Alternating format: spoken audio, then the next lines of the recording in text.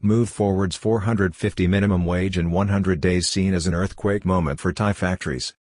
Business leaders sending a strong warning to the proposed new government that the private business sector cannot absorb a shock rise in the minimum daily wage rate as committed to in the proposed government's program. Commercial bodies urged that the Pheu Thai Party's approach to the economy be given free rein to address reducing the cost of living as a priority instead, including reducing electricity tariffs for industry. Thailand's business leaders are increasingly concerned at the Move Forward Party's determination to implement its 450 a day minimum wage policy within 100 days of coming to power if the eight-party coalition manages to elect Mr. Pita Limjaroenrat as Prime Minister in August. They warn that the move will cost Thailand jobs in terms of lost inward investment, the closure of factories where profitability is already marginal and a move towards automation which will impact elderly and lower-skilled workers the most. One business leader describes the move as a potential earthquake for the critical manufacturing sector of the economy.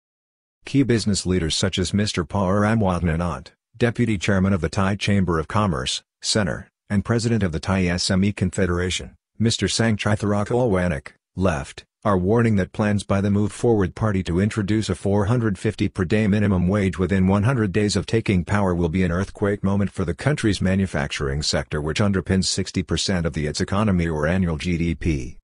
Thailand's private sector is sending urgent warnings to the leadership of any future Move Forward Pheu Thai coalition that plans to raise the minimum wage to 450 per day will be catastrophically damaging to the economy.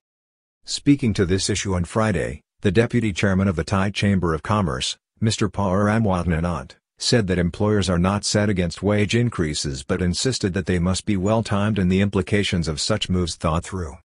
Dangerous policy will see Thailand lose more and more investments to Vietnam and the Philippines where costs are already far lower than the kingdom. He described the proposed moves which have been signaled by Move Forward in the aftermath of the election, as dangerous and warned that they ran the risk of turning away both potential investors into the kingdom and some of those who already had committed.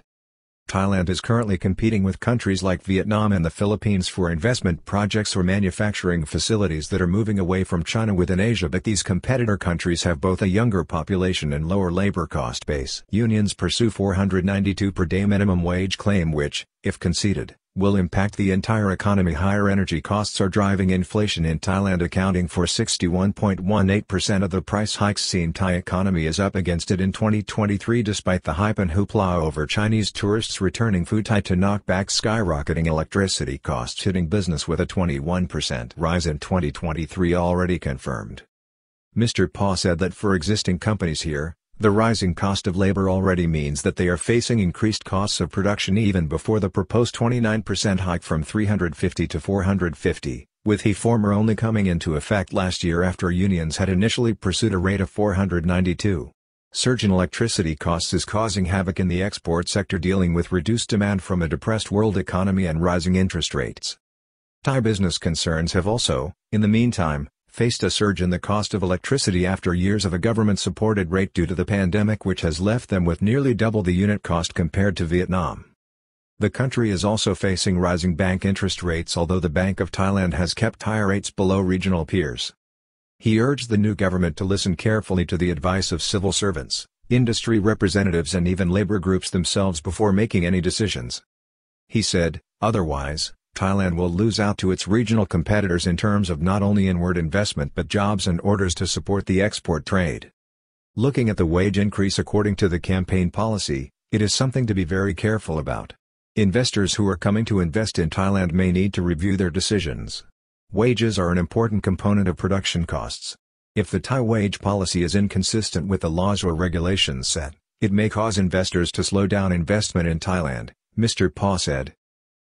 Hike in labor costs right now will be a shock to the system and an earthquake moment, according to the president of the Thai SME Confederation. The president of the Thai SME Confederation, Mr. Sangchai Tharakalwanak, at the end of the week, described the proposed immediate hike in the minimum wage level as a shocking prospect for most small business operators. He said it will be like an earthquake for Thailand's manufacturing sector, which accounts for 60% of the country's GDP. He called for understanding between the potential coalition government leadership and business groups such as the Federation of Thai Industries, FTI, the Chamber of Commerce of Thailand and the Thai Bankers Association, so that any potential new government is aware of what this proposal may mean to the business sector. The Move Forward Party has committed itself as part of its policies for government to raise the minimum wage to $450 within the first 100 days of the new ministry. Mr. Sangchai said that for some business concerns, this may pose no problem, but across the board, there will be repercussions such as the layoff of staff, the deployment of more machinery and robotic systems as firms try to make ends meet in the already competitive manufacturing sector. He predicted the move will hit the lower skilled and elderly in employment. Concerns will simply close their door, while those that survive will cut back on labor by laying off staff, cutting down overtime and using automation. He said that this would be the situation for the firms that manage to survive such a radical shakeup in labor costs. Others would simply fold and close their doors. The business leader warned the politicians developing such plans that the business environment right now is one of a sea of troubles, with a depressed world economy entering recession buffeted by dangerous geopolitical tensions, the Russian-Ukraine war and climate change impacts. At the same time, he agreed that wages should be raised, but only as part of an overall package which includes attempts to reduce business costs such as electricity charges and other government interventions to help businesses compete more effectively. What is worrisome is the global economy that is having a global recession, especially the interest rate increase. Thailand is affected by this. There is still a Russian-Ukrainian war that is likely to remain unsettled. Environmental problems and El Niño may be indirectly impacting us. What has happened is that we now have problems over problems until they are all intertwined, he said. Thailand doing battle with other economies to attract inward investment and trade, it is already finding its businesses challenged and uncompetitive.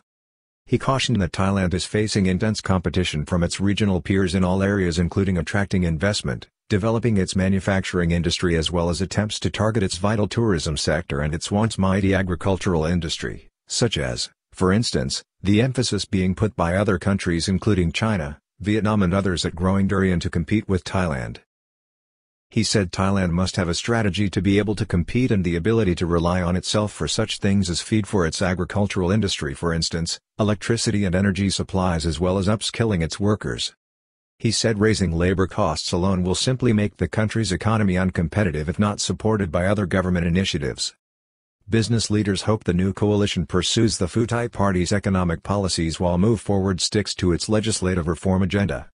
His comments echo many business leaders who had been hoping since May 14 that the Move Forward Pheu Thai coalition may combine the more neoliberal economic policies of the Pheu Thai Party with the reform instincts of the Move Forward Party in a carefully crafted mix of measures. Economic policy and agenda is a combination of Move Forward and Pheu Thai plans with both structural reforms and pro-growth initiatives to raise incomes.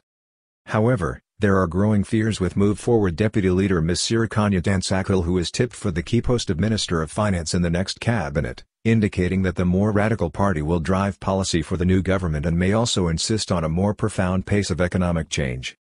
This, they say, would be disastrous for the country's ability to compete. Mr. Sangchai said that, even now, Thailand cannot compete even before any proposed hike in the minimum wage.